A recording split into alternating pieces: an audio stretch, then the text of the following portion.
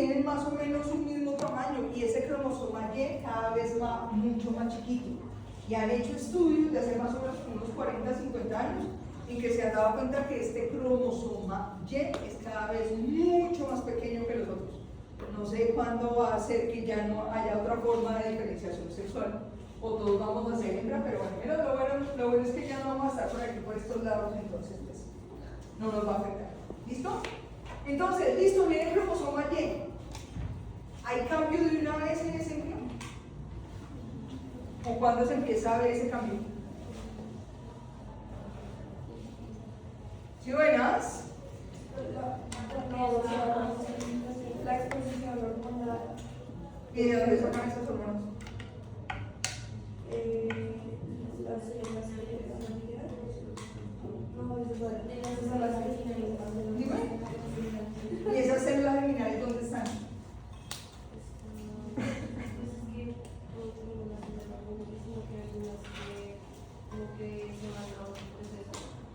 Esas son las células, ¿no? Y luego vuelve. Y luego vuelve. Nosotros tenemos una cosa que se llama células totipotenciales, que son las blastomeras. ¿Listo?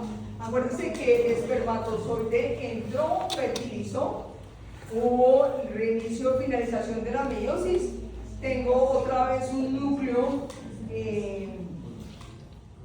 con 46 cromosomas y empieza a dividirse: 2 blastomeras, 4 blastomeras, 8 blastomeras. ¿Listo? Eso se llama clivaje o segmentación. Bien, perfecto. Pero esas blastómeras, si yo cogiera una y la pusiera en una zona pelucida, muy posiblemente ahí yo tendría otro individuo, porque ella tiene toda la información para formar un individuo. ¿Listo? Esas se llaman las totipotenciales, que tienen la capacidad de crearme un individuo. Pero las pluripotenciales también las llamamos células germinales o células madre. ¿Listo? Que ellas están con la capacidad de convertirse en cualquier línea celular, dependiendo de la estimulación y el sitio donde están. Entonces, ¿se acuerdan ustedes de las capas embrionarias? La capa que ya hubo hasta como el cuarto semestre en embriología. ¿Listo? Ectodermo, mesodermo y endodermo. ¿Listo? Ustedes se acuerdan que si yo estoy en el mesodermo, que voy a formar músculos, urinario, digestivo y reproductivo. Todo el aparato reproductivo viene del mesodermo. Lo único que es del ectodermo, porque está pigmentado y porque tiene folículos pilosos, son labios vulvares, escroto y prepucio, que eso viene del ectodermo, que es lo que está hacia el exterior. Pero el resto que está dentro del cuerpo viene del mesodermo. ¿Listo? Entonces, estas células, si estoy en el mesodermo, ¿en qué me puedo convertir? En parte digestiva, en parte urinaria, en parte reproductiva o en músculo. ¿Listo? Esas son las pluripotenciales, las germinales o las células. Este muchacho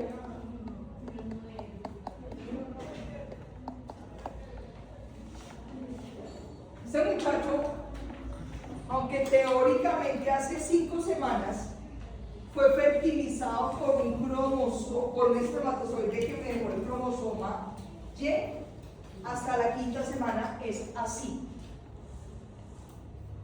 Igualito en una hembra, igualito en un macho.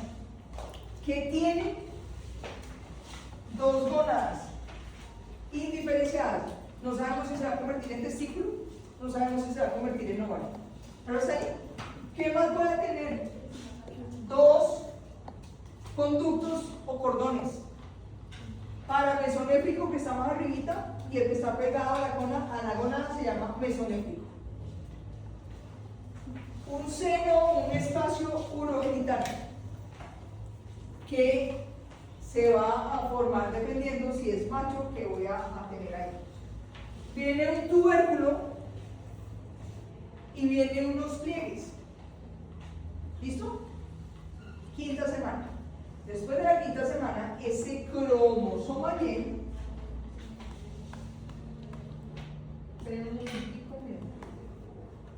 miren muchachos, tubo digestivo, toda la parte renal, y empieza a hacerse una vaginación, que era lo que tú me decías, y empiezan a acumularse de células pluripotenciales.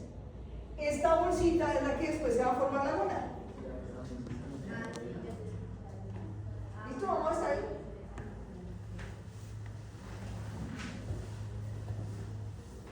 ¿Qué necesita ese cromosoma Y? Despertarse y decir, bueno, genes, ellos tienen un brazo corto y ese brazo corto tiene unos genes, hay muchísimos genes, pero el que yo necesito que hagan de Yahoo y se acuerdan se llama SRY. Si ustedes van a buscar literatura vieja de los 80 y los 90, se llamaba antes factor determinante testicular y factor determinante ovario. Pero como ustedes ni siquiera habían nacido, ya, entonces actualicémonos y se llaman SRY. Hay muchos más genes que intervienen, pero el más protagonista se llama SRY. ¿Listo? Entonces, aquí vamos que este cromosoma que se despertó a partir de la quinta, sexta semana, expresó sus genes, principalmente el SRY, y esos genes se van para esas células pluripotenciales, ¿se acuerdan? Que viene la gónada. Y les dicen, bueno, ahora sí organicémonos. Aquí fila india, ustedes y se van a llamar células de Levy. Aquí otra fila india y se van a llamar células de Sertoli. Y aquí otra fila que se va a llamar espermatogonias. Esas espermatogonias van a trabajar en ese momento. ¿Cuándo van a empezar a funcionar? En la pubertad. ¿Listo? Pero estas células sí empiezan a producir hormonas. Por lo tanto, viene este tercer factor que se llama factor hormonal. ¿Qué hormonas están produciendo estos muchachos? La sertolina.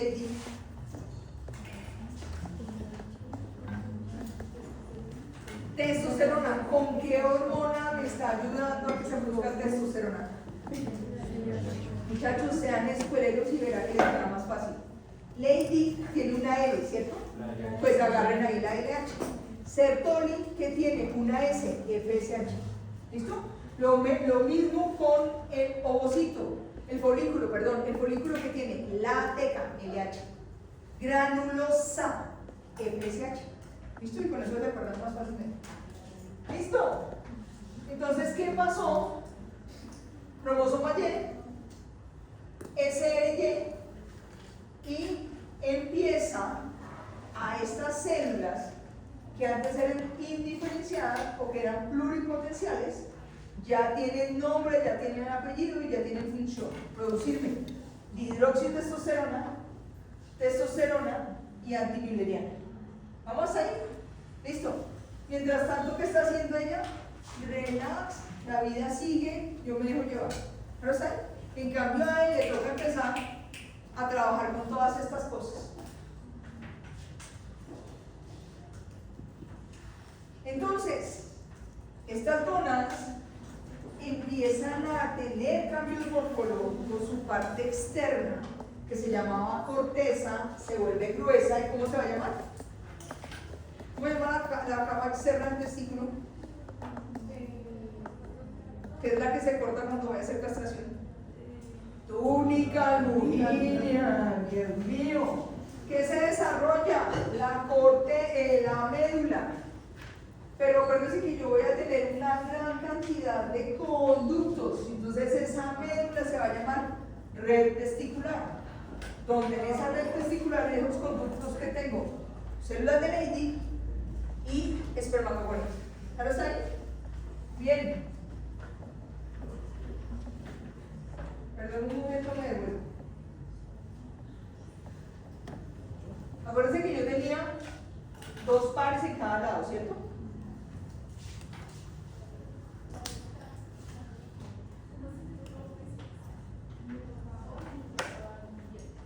¿Qué hormonas que están produciendo ellos?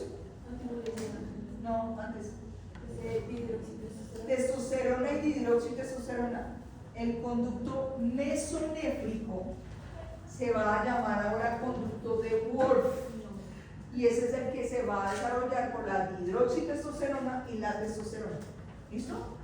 El otro conducto, que se llama paramesonéfrico, también tiene otro nombre que se llama conducto de Müller, pero estoy produciendo ¿qué? Entonces, por lo tanto, este cordoncito, que es el que estaba más alejado, que se llama conducto de Müller, si estoy produciendo antimülleriana, pues se desaparece. ¿Vamos hasta ahí?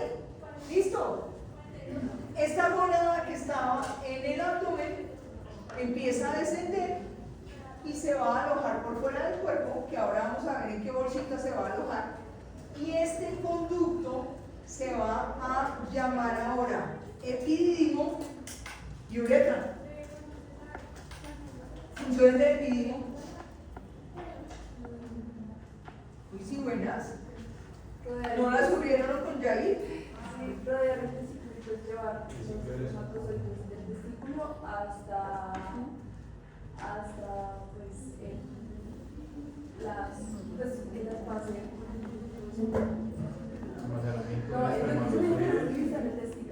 Entonces, se forman en el testículo, se forman en la red testicular los espermatozoides. ¿Listo? Van rodando y caen en el epidídimo. Ahí es el tiempo más largo. ¿Y qué van haciendo? Madurando. ¿Listo? Pero ellos ya tienen cabeza, ya tienen cola, ya tienen todo. ¿Cierto? ¿Está ahí? ¿Listo? Están maduros, y cuando están maduros, ¿en qué parte del epidídimo están almacenados?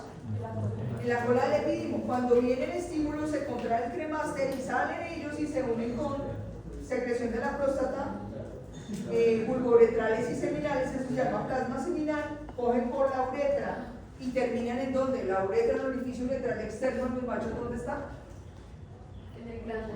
Exactamente, llegan hasta el glande.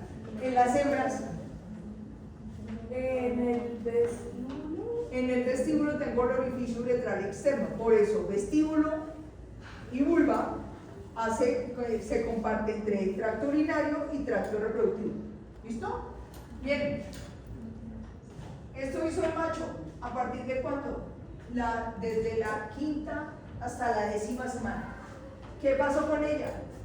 Relax, por ahí como que la 10ª semana dice, ay, como que yo tengo que hacer algo. ¿Y qué pasa? Ella tenía testosterona, la hembra produjo testosterona, tuvo con qué desarrollar el conducto de Wolf, entonces ella atrofia el conducto de Wolf. Ella estaba produciendo antimülleriana, alguna antimülleriana, entonces el conducto de Müller lo desarrolla. ¿Qué hizo ese conducto de Müller? Oviducto, útero, cervix, parte anterior de la vagina. ¿Listo? Este ovario no va a descender, no se va a mover, se va a quedar dentro del útero. ¿Llegamos hasta ahí?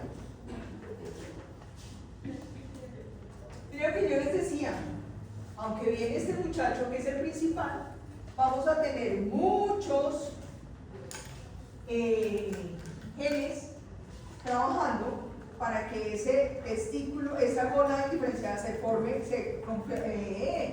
transforme en testículo con sus cambios morfológicos, con sus células, con su producción de hormona, y vamos a tener genes que están ayudando a que esa gola diferenciada se convierta en ovario y no produzca nada. ¿No está ahí? Bien. Entonces, Lady, Sertoli y espermatogonias. Espermatogonias todavía siguen surgiendo. Testosterona, dihidroxitestosterona y antimülleriana. La hembra no me está produciendo nada. ¿Listo? Me nacieron estos niños. ¿Tienen testículos? Sí. Ay, perdón que se me olvidó una cosita. Seno urogenital. En los machos, ¿qué me van a desarrollar? Glándulas sexuales accesorias, próstata, vulvouretrales y seminales. ¿Vamos ahí? El tubérculo, o por efecto de la testosterona, me crece y ¿en qué se va a convertir? El tubérculo crece y se convierte en ¿qué? En pene. ¿Listo? Si no tengo testosterona, voy a tener un tubérculo atrofiado, no va a crecer, pero va a tener la misma irrigación, la misma inervación que el pene. ¿Claro está ahí? ¿Cuáles machos tienen pene fibroso? ¿El perro? No. ¿El carnero? Rumiantes y cerdos. ¿Listo? Sí. ¿Cómo logran la erección? Relajando ¿Qué? ¿Relajando qué? Oigan, niños, ¿y qué es que ustedes tienen un hoyo oscuro acá, un hoyo negro? O sea, que las estructuras de las rodillas no existen.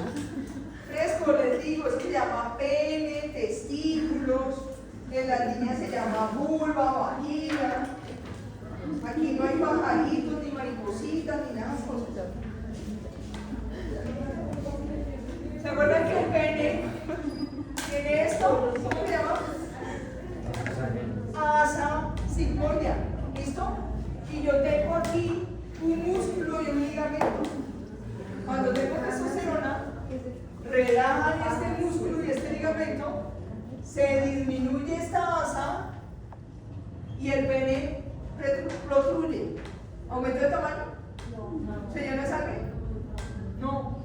Lo mismo pasa con el clítoris de la vaca, con el clítoris de la oveja.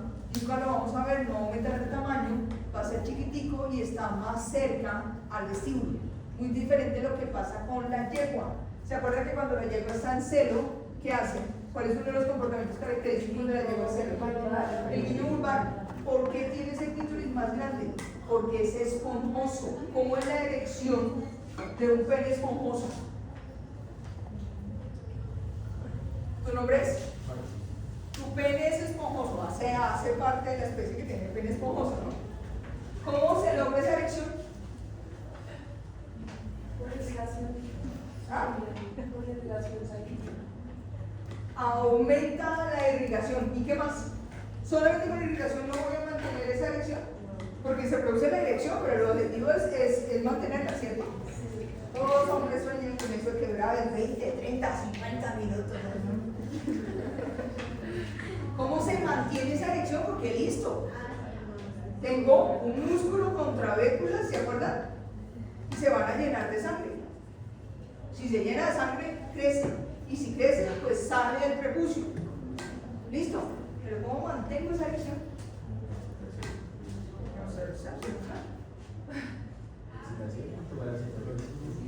Por pura excitación no va a lograr solamente.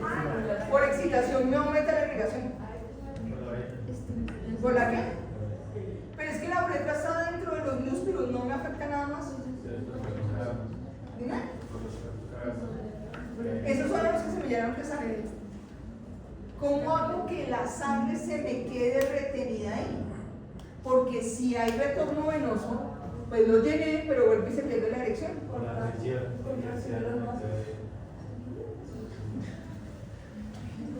¿Se necrosan o qué? No. Para Machos, las venas no tienen nada que ver, ¿cierto? Y ayudan a mantener. esa es la que me vaya a ayudar a cerrar. ¿Qué es lo que pasa? El pene creció de tamaño y en los humanos y en los equinos el hueso peniano presiona y no hay retorno venoso y se mantiene la erección. ¿Claro está ahí? ¿Listo? Hasta que se deje el estímulo o hasta que haya erección es que puede haber otra vez retorno venoso y se pierde la erección. ¿Listo? Y con los caninos que ese hueso peniano está ya atrás, ¿qué hago? ¿Nunca han visto? Ustedes en andrología hicieron recolección de séminos. No, la rotación no tiene que ver ahí. ¿Qué tiene el pene del perro? A ver, Dios mío, veterinarios. Osa peris. Entonces, este es el único flojazo que puede tener penetración sin erección. Él va a tener la erección después dentro de la hembra, porque la hembra es la que tiene más musculatura en toda esa zona vulvar y ella, como también está excitada, hace contracción y impide el retorno venoso y van a ver una cosa que uno normalmente no ve en el pene del perro, porque como no está erecto, ¿se acuerdan que es un bulbo? Una vez una estudiante me dijo, no es que penetra con testículos, no, los testículos están aquí afuera. Lo que pasa es que tiene detrás del hueso peniano, se va a llenar de sangre. Y ese hueso y ese bulbo es el que impide que haya retorno venoso porque esta hembra me está apretando la vagina. ¿Claro está ahí? ¿Cómo él pudo penetrar sin tener esa erección al máximo? Porque tiene una estructura sólida que permite la penetración. ¿Claro está ahí? ¿Listo? Entonces, ese tubérculo tiene la misma irrigación, tiene la misma inervación que el pene, por eso en las yeguas también va a ser bulbo esponjoso y por efecto de los estrógenos se va a llenar de sangre cuando esta hembra está en estro y ella puede hacer ese guiño blanco. ¿Listo? Bien. Ojo, muchachos, falta una cosita. Él ya está, lo está programando para cesárea la mamá y todas estas cosas. ¿Listo? O ya entonces la mamá tiene 30 y tantas semanas, todo perfecto, todo divino. Él, su cerebro, ¿cómo es? Estábamos hablando de testosterona producida ¿dónde? En los testículos, ¿cierto? Pero él físicamente y su cerebro es todavía femenino. Claro está ahí. ¿Listo? Porque la testosterona, la hidroxitestosterona y antimileriana, ¿dónde está actuando? A nivel testículo, a nivel pene, a nivel de todo lo demás, ¿cierto?